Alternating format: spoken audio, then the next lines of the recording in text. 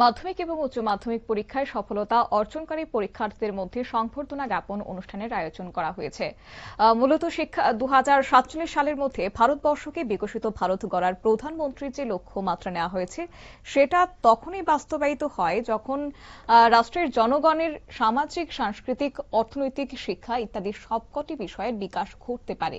তাই ভারতবর্ষকে বিকশিত রাষ্ট্র তুলে ধরতে একজন বিধায়ক হিসেবে নিজ দায়িত্ব হচ্ছে নিজ বিধানসভা এলাকা অর্থাৎ নলছড় বিধানসভা এলাকাকে 2047 সালের মধ্যে বিকশিত নলছড় বিধানসভা করে গড়ে তোলা। আর সেটার স্বপ্ন পূরণ সম্পূর্ণই নির্ভর করবে নলছড়বাসীর উপর। মাধ্যমিক এবং উচ্চ মাধ্যমিক উত্তীর্ণ ছাত্রছাত্রীদের সংবর্ধনা জ্ঞাপন অনুষ্ঠানে এই কথাগুলি বলেছেন উচ্চশিক্ষা দপ্তরের মন্ত্রী কিশোর বর্মন। এক নলছড় সুশিক্ষিত নলছড় গড়তে বরাবরের ন্যায় এবারও 2026 সালে মাধ্যমিক এবং উচ্চ মাধ্যমিক পরীক্ষায় সফলতা শিক্ষার্থীদের সংবর্ধনা প্রদান করলেন এলাকার বিধায়ক তথা রাজ্যের উচ্চশিক্ষা, পঞ্চায়েত ও সাধারণ প্রশাসন দপ্তরের মন্ত্রী কিশোর বর্মন। কি বললেন আজ তিনি, শুনুন। আমাদের প্রধানমন্ত্রী আমাদের সবার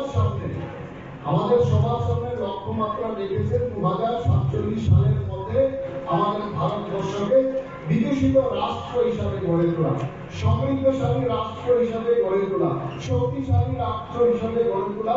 সেটা শুধুমাত্র পরিকাঠামোগত নয়, সেটা শুধুমাত্র অর্থনৈতিক ভিত্তিতে নয়, সেটা শুধুমাত্র সামরিক ভিত্তিতে নয়, পরিকাঠামোগত, অর্থনৈতিক, সামরিক, সাংস্কৃতিক, আধ্যাত্মিক, বিজ্ঞান, প্রযুক্তি সমস্ত দিক থেকে যাতে আমাদের ভারতবর্ষ বিশ্বের মধ্যে সর্বশ্রেষ্ঠ রাষ্ট্র হিসেবে অলঙ্কৃত হয় তার জন্য লক্ষ্যমাত্রা রেখেছে। ভারতবর্ষকে যদি বিশ্বের সর্বশ্রেষ্ঠ রাষ্ট্র হিসেবে অলঙ্কৃত করতে হয়, আমার বিধায়ক হিসাবে আমার দায়িত্ব হচ্ছে 2047 সালের মধ্যে আমাদের এই নলছড় যাতে একটা বিকশিত নলছড়ে পরিণত হয়।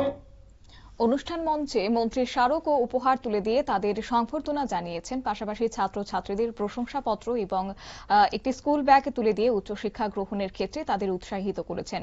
অনুষ্ঠানে মন্ত্রী ছাড়া উপস্থিত ছিলেন নলছড় পঞ্চায়েত সমিতির চেয়ারম্যান উত্তম দাস, বিশিষ্ট সমাজসেবক লোকজিৎ দেবনাথ সহ জেলা পরিষদ, পঞ্চায়েত সমিতি, গ্রাম পঞ্চায়েতের জনপ্রতিনিধিরা।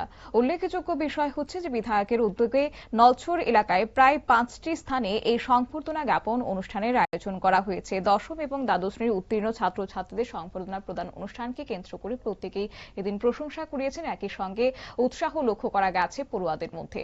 নিয়ে নিচ্ছে ছোট্ট একটি বিজ্ঞাপন বিরতির সঙ্গে থাকুন।